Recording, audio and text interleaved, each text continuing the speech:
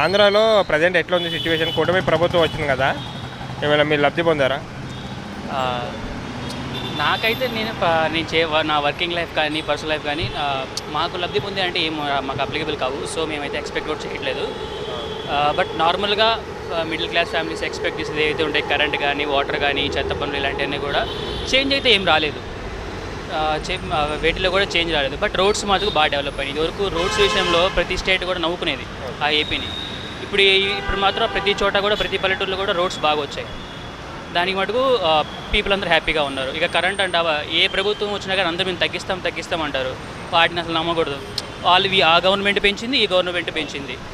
Current కోతలు ఆ గవర్నమెంట్లో ఉన్నాయి, ఈ గవర్నమెంట్లో ఉన్నాయి. బట్ దానికైతే బ్లేమ్ చేయడానికి లేదు. కొన్ని సిచ్యువేషన్లో ఏంటంటే ఈ గవర్నమెంట్ కూడా అంత ఎక్స్పెక్టేషన్ చేసినందుకు రాలేదు. అంటే ఇప్పుడు కూడా మోడీని కలవడానికి వెళ్తున్నారు. మోడీ గారిని అంటే ఏంటంటే సపరేటు అంటే అమరావతిని కోసం కలవడానికి వెళ్తున్నారు. దాన్ని బట్టి మీరు ఏమంటారు? అమరావతి కన్నా కూడా అసలు అందరూ మర్చిపోయారు. స్పెషల్ స్టేటస్ కోసం అప్పుడు అందరిలో ప్రతి ఒక్కరు కూడా రెచ్చిపోయారు కదా. పవన్ కళ్యాణ్ కూడా తెప్పిస్తా అన్నాడు, చంద్రబాబు నాయుడు గారు తెప్పిస్తా అన్నారు, అందరూ తెప్పిస్తున్నారు కదా. ఇప్పుడు అది తెప్పించడం ట్రై చేయొచ్చు కదా ఎందుకంటే అదిగా ఇలాంటి సిచ్యువేషన్లో ఇంత కష్టాల్లో ఉన్నప్పుడు స్టేట్ డెవలప్ అవడానికి అది చాలా హెల్ప్ఫుల్ అవుతుంది స్పెషల్ స్టేటస్. మరి అది వచ్చిందంటే చరిత్ర మర్చిపోయిన రాజకీయ నాయకులు అవుతారు కదా ఆంధ్రప్రదేశ్ రాష్ట్ర రాజకీయాల్లో. బట్ అది తెప్పించాలని నేను కోరుకున్నాను. అమరావతి ఖచ్చితంగా డెవలప్ చేయాలి. ఒక సెంట్రల్ పెట్టాలి, ఒక క్యాపిటల్ ఉండాలి. సో అమరావతి కూడా మంచి లొకేషన్లోనే ఉంటుంది, సెంటర్గా రివర్కి, ముఖ్యంగా మెయిన్ రివర్. సో ఎటు చూసినా కూడా అమరావతికి క్యాపిటల్ ఉండడం నాకు ఇష్టమే. బట్ స్పెషల్ స్టేటస్ మీద ఫోకస్ పెట్టాలని నేను అనుకుంటున్నాను. పోలవరం గురించి 2 మాటలు చెప్పండి. పోలవరం ప్రాజెక్ట్ గురించి 2 మాటలు చెప్పండి. మర్చిపోయారు అందరూ, ఇంకేం మాట్లాడతారు, అందరూ మర్చిపోయారు దాని గురించి. అది ఎప్పుడు అవుద్దో అనేది ఎవరు తెలియదు. వచ్చిన ప్రతి ఒక్కరు కూడా 2 ఏళ్ళు కంప్లీట్ చేస్తాం, 3 ఏళ్ళు కంప్లీట్ చేస్తాం అన్నది అంటారు కదా తప్ప అది ఎప్పుడైద్దని వాళ్ళకి తెలియదు, మనకి తెలియదు. అంతే బ్రో. ఓవరాల్గా మీరు ఏం చెప్తారు? వైజాగ్లో లూలు మాల్ స్టార్ట్ చేస్తున్నారు కదా, వైజాగ్లో. అంటే కొత్త కంపెనీస్ కూడా రాబోతున్నాయి. గవర్నమెంట్ నుంచి అంటే ఇట్లా ప్రజలకైతే జాబ్ ఆపర్చునిటీస్ అయితే వస్తున్నాయి.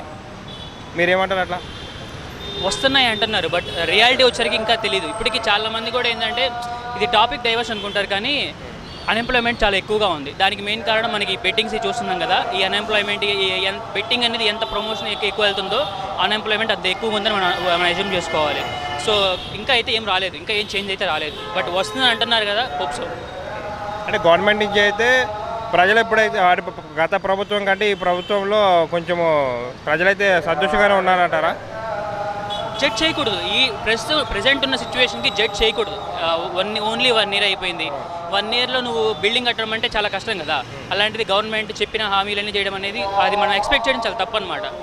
ఈ 1 yearలో వాళ్ళు చెప్పిన దానికోసం వాళ్ళు ఎలా ముందుకెళ్తున్నారని మనం అబ్జర్వ్ చేయాలి. అది కనుక వాళ్ళు ప్రెజెంట్ అయితే దాన్ని చెప్పినట్టుగానే వెళ్తున్నారు, స్లోగా ఒక్కొక్కటి ఇంప్లిమెంట్ ట్రై చేస్తున్నారు. సో వాళ్ళకైతే ఇంటెన్షన్ ఉందని నేను నమ్ముతున్నాను, వాళ్ళు చెప్పింది చేస్తారని చెప్పి. డిప్యూటీ సీఎం గురించి 2 మాటలు చెప్పండి.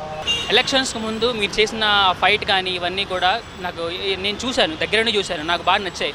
బట్ ఆ సుగాలి ప్రీతి కేసు మటుకు పూర్తిగా గాలి కొదిలేస్తారని నేను అనుకుంటున్నాను. అదొక్కటి మాత్రం నెరవేర్చండి, నేను అదే కోరుకుంటాను.